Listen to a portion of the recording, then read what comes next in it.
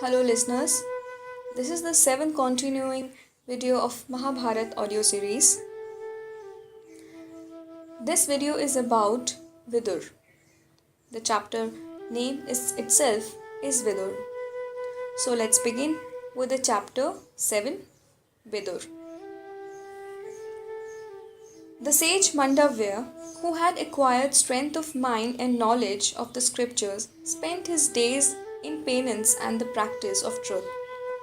He lived in a hermitage in the forest on the outskirts of the city. One day, while he was immersed in the silent contemplation under the shade of a tree outside his hut of leaves, a band of robbers fled through the woods with officers of the king in hot pursuit. The fugitives entered the ashram thinking that it would be a convenient place to hide themselves. They placed their booty in a corner and hid themselves. The soldiers of the king came to the ashram, tracking their footsteps. The commander of the soldiers asked Mandavya, who was wrapped in a deep meditation, in a tone of peremptory command, "Did you see the robbers pass by? Where did they go? Reply at once so that we may give chase and capture them." The sage, who was absorbed in yoga, remained silent. The commander repeated the question insolently. But the sage did not hear anything. In the meantime, some of the attendants entered the ashram and discovered the stolen goods lying there. They reported this to their commander. All of them went in and found the stolen goods and the robbers who were in hiding. The commander thought, "Now I know the reason why the Brahmana pretended to be a silent sage. He is indeed the chief of these robbers. He has inspired this robbery." Then he ordered his soldiers to guard the place, went to the king and told him that the sage Mandavya had been caught with the stolen goods.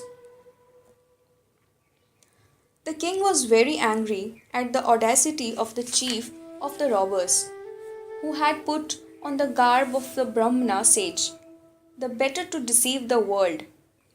Without pausing to verify the facts, he ordered the wicked criminal, as he thought him, to be impaled. The commander returned to the hermitage, impaled Mandavya on a spear, and handed over the stolen things to the king. The virtuous sage, though impaled on the spear, did not die. Since he was in a yoga, when he was impaled, he remained alive by the power of yoga. Sages who lived in other parts of the forest came to his hermitage and asked Mandavya how he came to be in that terrible pass. Mandavya replied, "Whom shall I blame?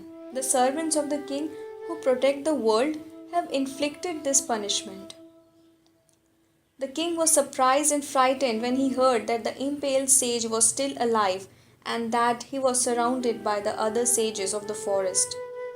He hastened to the forest with his attendants and at once ordered the sage to be taken down from the spear.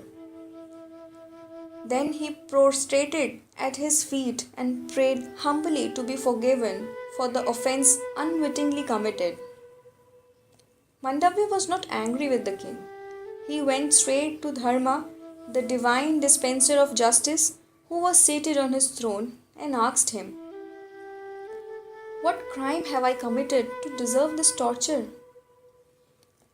Lord Dharma, who knew the great power of the sage, replied in all humanity, "O sage, you have tortured birds and bees. Are you not aware that all deeds, good or bad, however small, inevitably produce their results, good or evil?" Mandavya was surprised at this reply of Lord Dharma and asked, "When did I commit this offense?" Lord Dharma replied, "When you were a child." Mandavya then pronounced a curse on Dharma. "This punishment you have decreed is far in excess of the deserts of a mistake committed by a child in ignorance. Be born therefore as a mortal in the world." Lord Dharma, who was thus cursed by the sage Mandavya, incarnated as Vidur and was born in the servant's maid of Ambalika, the wife of Vichitravirya. This story is intended to show that Vidur was the incarnation of Dharma. The great man of the world regarded Vidur as a Mahatma who was unparalleled in his knowledge of Dharma, Shastras, and statesmanship, and was totally devoid of attachment and anger. Bhishma appointed him while he was still in his teens as the chief counselor of King Dhritarashtra. Vyasa has it that no one in the three worlds could equal Vidur in virtue and knowledge. When Dhritarashtra gave his permission for the game of dice, Vidur fell at his feet and protested solemnly, "O king and lord, I cannot approve of this action. Strife will set in among your sons as a result. Pray do not allow this." Dhritarashtra also tried in many ways to dissuade his wicked son. He said to him, "Do not proceed with this game. Vidur does not approve it. The wise Vidur of the lofty intellect who is ever intent on our welfare, he says the game is bound to result in the fierceness of hate which will consume us and our kingdom." But Duryodhan did not heed his advice. Carried away by his doting fondness for his son, Dhritarashtra surrendered his better judgment and sent to Yudhishthira the faithful invitation to the game. Chapter 7 finishes here. Keep listening Mahabharata audio series in the next videos.